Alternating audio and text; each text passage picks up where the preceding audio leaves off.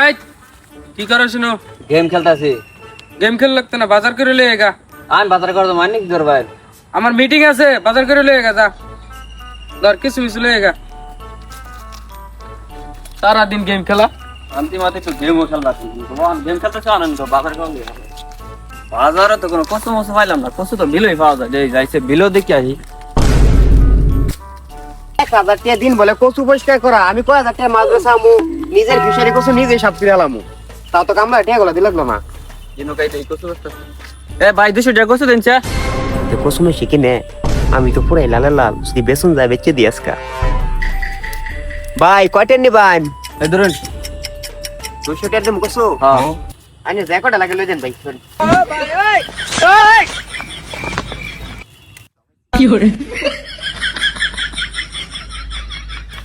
বানি আর রাতে আইম শুন।